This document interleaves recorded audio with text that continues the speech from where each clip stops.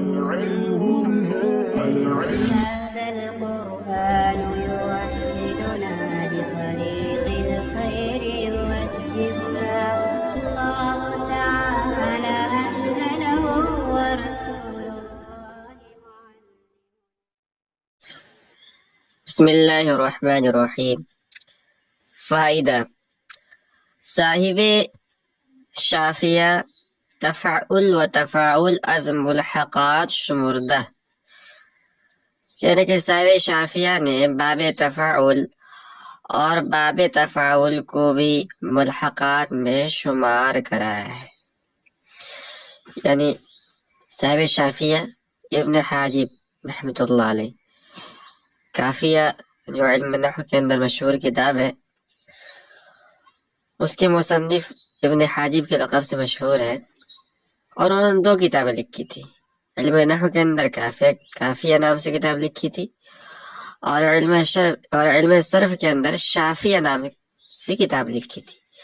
تو علم صرف کی ان کی کتاب شافیہ ہے، اس میں انہوں نے لکھا ہے کہ باب تفاعل اور باب تفاعل یہ بھی ملحق برباعی ہے، اور رباعی میں یہ باب تفاعل کے ساتھ ملحق ہے. جمیع محققین تختیہ او نمودہ اند، کہہ رہے کہ تمام علماء صرف، محققین علماء صرف نے ان کی اس بات کو غلط ٹھہرایا ہے. یعنی باب تفاعل اور باب تفاعل کو ملحقات یعنی ملحق بربائی میں شمار کروانا، یہ ان کا تسامح ہے، ان کی غلطی ہے.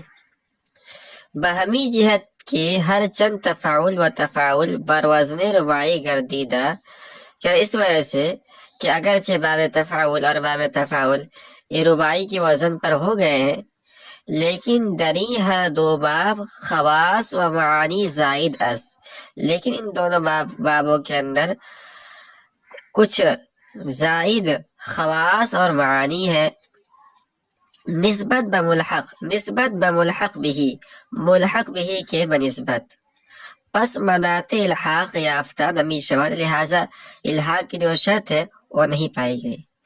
یعنی جو الحاق کی 3 شرطیں بتائی گئی تھی، اس میں ایک شرط یہ بھی تھی کہ جب ملحق کیا گیا ہو رباعی کے ساتھ، تو اس باب کے اندر سوائے ملحق بھی کے معنی کے علاوہ کوئی اور زائد اور نئے معنی پیدا نہ ہوئی ہو.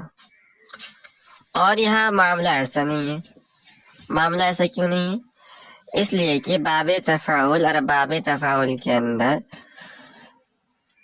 زیادہ خواص ہے بنسبت ملحق بھی کے. ملحق بھی باب تفاعل ہے، تو باب تفاعل کے اندر تو صرف 3 خاصیتیں ہیں، اور باب تفاعل کے اندر 6 اور باب تفاعل کے اندر 14 خاصیتیں ہیں. لہذا جو الحاق کی ایک اہم شرط تھی وہ نہیں پائی گئی ہے، اس لیے صاحب شافیہ کا اس کو ملحقات میں شمار کرانا درست نہیں. فائدہ: حضرت استاذی مولوی سید محمد صاحب بریلوی غفر له برائے ضبط حرکات مصادر غیر ثلاثی مجرد قاعدہ تقریر فرمودند، افادتاً نوشتہ می شود. مصنف رحمۃ اللہ علیہ صاحب علم سے فرماتے ہیں کہ میرے استاذ حضرت مولوی سید محمد صاحب بریلوی، اللہ تعالیٰ ان کی مغفرت فرمائے، انہوں نے غیر ثلاثی مجرد کے مصادر کے حرکات کے ضبط کے لیے ایک قاعدہ لکھا ہے. طلبہ کے فائدے کے لیے میں اس قاعدے کو لکھتا ہوں. افادہ نوشتہ میں شود، فائدے کے لیے وہ قاعدہ یہاں تحریر کیا جا رہا ہے، تو طلبہ بھی اس قاعدے کو سمجھے اور پڑھے اور سمجھے اس کو. تو یہ جو قاعدہ ہے، یہ قاعدہ ہے غیر ثلاثی مجرد کے مصادر کے حرکات کے لیے. تو غیر ثلاثی مجرد میں ثلاثی مزید فی آتا ہے، رباعی مجرد بھی آ جائے گا اور رباعی مزید فی آئے گا. تو ثلاثی مزید فی، رباعی مجرد اور رباعی مزید فی کے مصادر تو ان کا جو مصدر ہوگا تو مصدر پر کہاں کون سا حرکت آئے گا، یعنی تو اس حرکت کو یعنی کس طرح پڑھا جائے گا، اس کے لیے انہوں نے قاعدہ لکھ دیا ہے. آپ اس قاعدہ کو پڑھ کر اس اعتبار سے مصدر پر حرکت کا اجرا کر سکتے ہیں. مثال کے طور پر یہ قاعدہ بیان کریں گے. وہ تو ثلاثی مزید فی میں سے ایک ہے باب مفاعلہ، قابل یقابل مقابلۃ، آپ نے پڑھا ہوگا. تو اس کا جو مصدر ہے مفاعلہ، عین کلمہ جو ہے عین کلمے پر فتحہ ہے، لیکن عام طور پر اردو کے اندر تو پڑھا جاتا ہے غلط، اور عربی کے اندر بھی عام طور پر اس کے حرکت کو غلط پڑھا جاتا ہے اور عین کلمے کی کسرے کے ساتھ پڑھا جاتا ہے.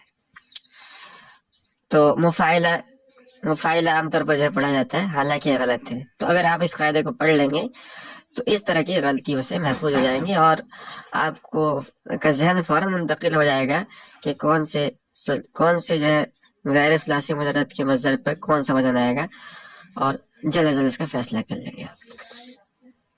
تو قاعدہ یہ ہے کہ ہر مصدر غیر ثلاثی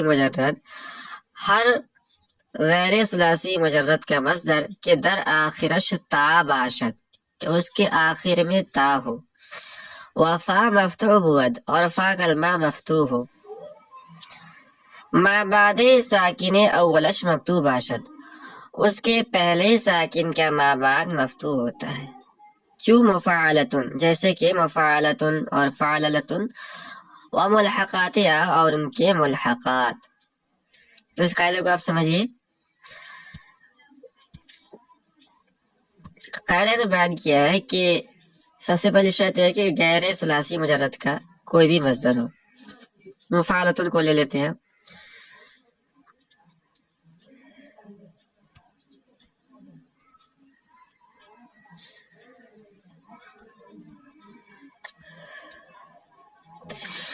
دوسری شرط یہ ہے کہ آخر میں تا ہو، آخر میں تا ہے، اور کیا کہتے ہیں فا کلمہ مفتوح ہو، فا مفتوح ہو اور فا کلمہ مفتوح، تو فا کلمہ اس میں مفتوح ہے. اس کے بعد ہے اگر یہ شرطیں پائی جائیں گی تو ما بعد ساکن اولش مفتوح باشد، تو اس کے پہلے ساکن کا ما بعد مفتوح ہوگا. اس میں پہلا ساکن جو ہے نا، ساکن اسے بس یہ ہے، اب کہیے یہ الف جو ہے یہ ساکن ہے. تو دیکھیں اس میں پورا غور کریں گے اس مصدر کے اندر، تو اس میں بس ساکن یہی الف ہے.